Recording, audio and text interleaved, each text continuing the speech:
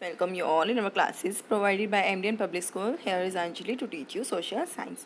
हाँ जी, जैसा कि हम लोग टेस्ट हमारा जो थर्ड टेस्ट होगा, ठीक है, उसके लिए हम रिवीजन ले रहे हैं गवर्नमेंट चैप्टर की। आई जस्ट होप आपको समझ आ रहा होगा। और मैं फिर से यही बोलती हूँ कि आप लास्ट वीडियोस भी ज़रूर देखिएगा, सभी क्वेश्चन को ध्यान से सुनिएगा, एक एक लाइन ध्यान से पढ़िएगा, क्योंकि इन्हीं के बीच में से क्वेश्चंस बनेंगे, ठीक है।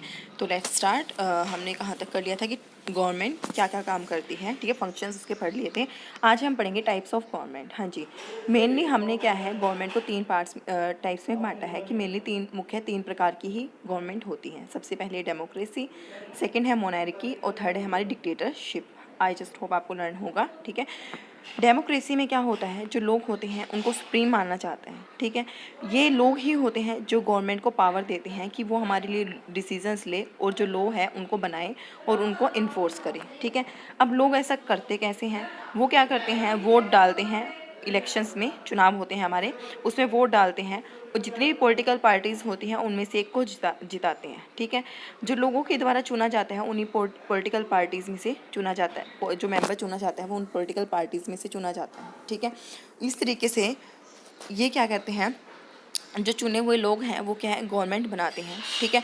और ये जो भी काम करते हैं उनके लिए डायरेक्टली रिस्पॉन्सिबल होते हैं, यानी कि जो लोग गवर्नमेंट के तौर पर चुने गए हैं वो सभी कामों के लिए रिस्पॉन्सिबल होते हैं। और वो किसके लिए रिस्पॉन्सिबल होते हैं, लोगों के लिए रिस्पॉन्सिबल होते हैं।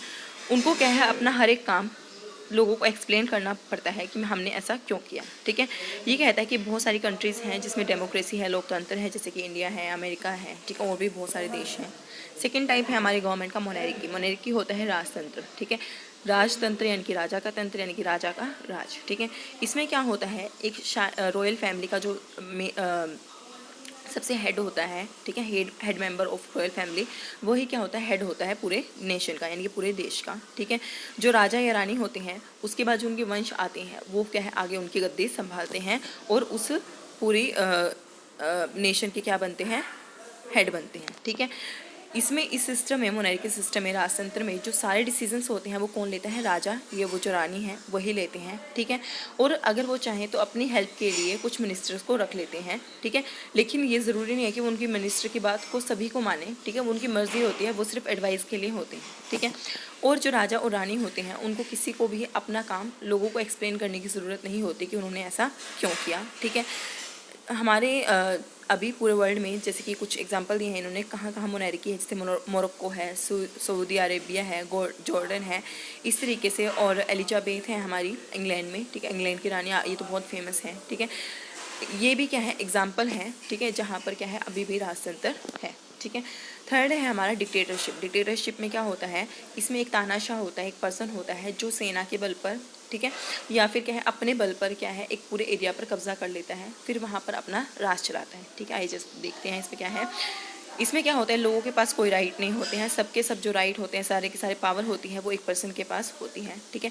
यहाँ पर एक सिंगल रूलर होता है, उसके पास ही सारी पावर होती हैं। यह वह पावर चाहे सेना के बल पर लेता है या फिर क्या है किसी और से उसकी लीडरशिप को छीन कर लेता है। इस सिस्टम में कोई भी पर्सन, यानी कि जो उसकी लोग हैं उस देश के, वो कोई भी क्वेश्चन नहीं अराइज कर सकते कि क्या काम हो रहे हैं, क्या होने चाहिए, ठीक है।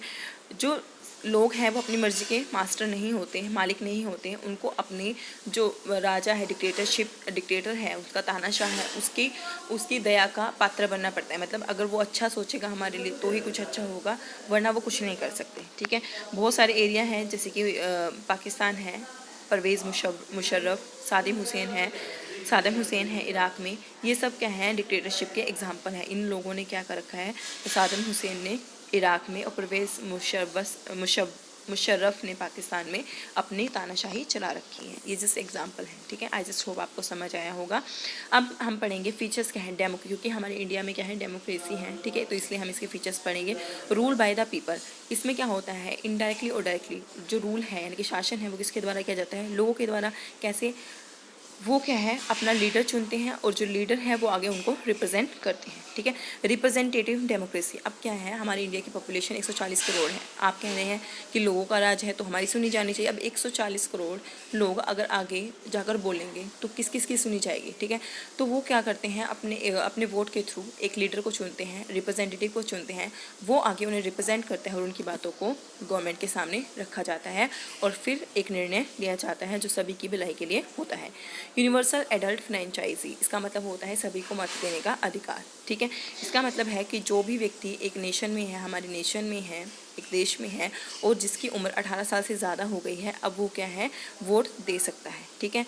कोई भी जो सरकार है अपने आप को तभी गवर्नमेंट मानेगी डेमोक्रेसी में जब क्या है उसे लोग चुनेंगे, ठीक है। अगर वो लोग कौन से चुनेंगे, जिनकी उम्र क्या है 18 साल से ज़्यादा हो गई और वो एडल्ट हो चुके हैं, ठीक है। पुराने समय में जो लोकतंत्र था उसमें क्या है कुछ लोगों को वोट देने का अधिकार नहीं था। वो लोग कौन थे, जो कि क्या है कम एजुकेटेड थे या फिर क्या है महिलाएँ थी, ठीक है, या फिर वो लोग जो गरीब थे, उनके पास ज़्यादा संपत्ति नहीं थी, वो वोट नहीं दे सकते थे। लेकिन फिर मतलब बदला, क्यों बदला, क्योंकि उन्होंने देखा कि जो इंडिया में है वो तो ज़्यादातर लोग गरीब हैं, ठीक है, महिलाएं भी हैं इक्वली, ठीक है। तो कैसे लोकतंत्र कैसे हुआ, ठीक है। लोकतंत्र तो तभी होगा ना जब इक्वल सबको राइट होंगे, ठीक है। तो फिर क्या है धीरे धीरे ये चेंज हुआ और फिर सभी लोगों को वोट देने का अधिकार हुआ जिनकी उम्र 18 साल से ज़्यादा है, ठीक है।